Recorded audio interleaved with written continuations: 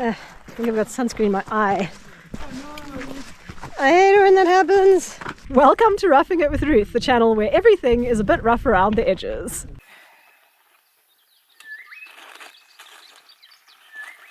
It's the day before I'm going to go on a very hot weather hike, and I'm going to prepare for it by pre-cooling my water. You can either put your water in the freezer or in the fridge, and this is a really great way to try and regulate your temperature when you're on the actual hike. There are a couple of things that you do need to remember about this. For instance, depending on what kind of container you choose to put your water in, you may want to freeze it in different ways.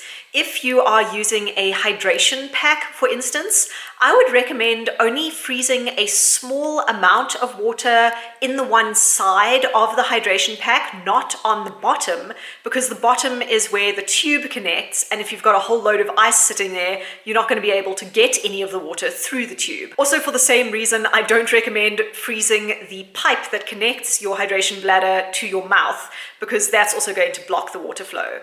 If you're freezing water in bottles, then my favorite technique is to also lie the bottle on its side so that you have a layer of water that is frozen on the one side, and you can then top up with regular water on the other side so that you at least have something to drink and you don't have to wait for all of that frozen water to melt before you are able to drink something. Remember that if you are freezing water, then water expands when it freezes, so don't fill up a water bottle or a bladder completely and then just chuck it in the freezer, because there's a very good chance that your bottle or your bladder is going to end up breaking, because as the water expands, it's just going to tear through whatever is containing it. And of course, probably the easiest way that you could cool down your water is just to add some ice cubes to it. So we're starting quite early today to try and beat the heat. We're actually starting at 6 a.m. Although it's pretty light, it is only 6 a.m. in the morning. And of course, because it's going to get hot, we have hats. Ooh. We've just set off the alarm. So because it's going to get quite hot later on, I've made sure that I have a hat, and I've put sunscreen everywhere as well. I've got a short-sleeved shirt, and I've tried to choose a light color because darker colors also absorb heat more quickly than lighter colors. And although it is going to get hot, I am wearing long pants because the long pants are going to just help protect my legs from the sun as well. Some people really don't like hiking in long pants, but then just make sure that you have enough sunscreen to cover your entire body. And I would definitely take with you as well, because if it's hot, you're going to sweat, and that's going to wash the sunscreen away, and you might have to reapply later on in the day. Ralph, have you got sunscreen on? No. Okay. There's something an idiot, my hat is in the back here. Your hat? No, why it's not on my head. No, that's where it should be. Yeah, now it's getting hot. You've probably heard the saying that cotton kills, because cotton gets wet and it stays wet and it can make you cold, which is how it kills through giving you hypothermia, which might seem like cotton is actually a good idea for really hot weather, because you do want to try and cool yourself down. And some people do like wearing like a cotton t-shirt or something to cool themselves down.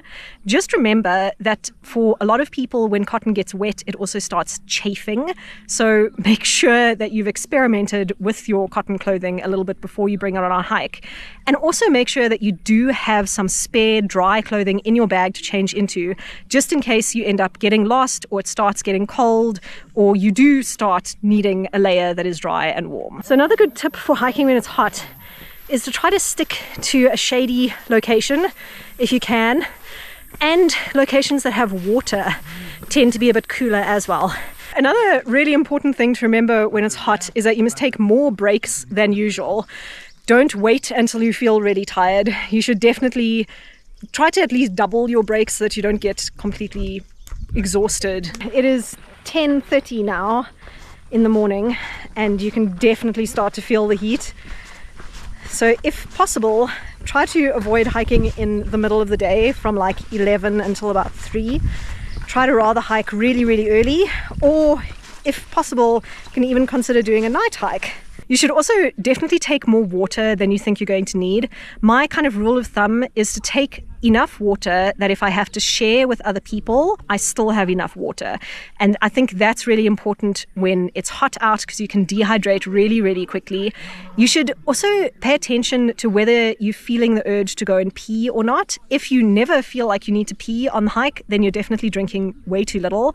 And if you do go and pee and your urine is really, really dark, then you're also drinking way too little. So in addition to the water, it's also important to eat things, particularly some kind of salty snacks, or to add some kind of supplement to your water so that you're replacing the electrolytes that you're sweating out as well. It's not enough to just drink plain water. You also need to replace those electrolytes. If it's really, really hot, then you can take your hat or your buff, your neck gaiter or something, and soak it in water and wear it, because as the water evaporates, that's going to help cool you down, and that can really save you if you're really overheating. Something that is very important to keep in mind if it's hot is not to go as fast or as far as you usually go. So plan for your hike to be a little bit shorter and definitely take it a lot slower than you usually do.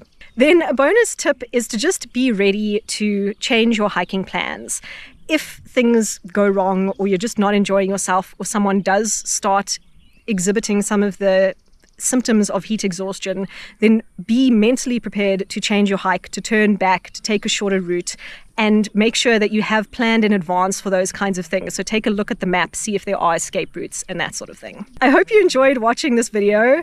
If you would like to see more from me, then you can click on my channel name to see videos that I've made in the past, or you can subscribe to my channel to see videos that I'm going to make in the future.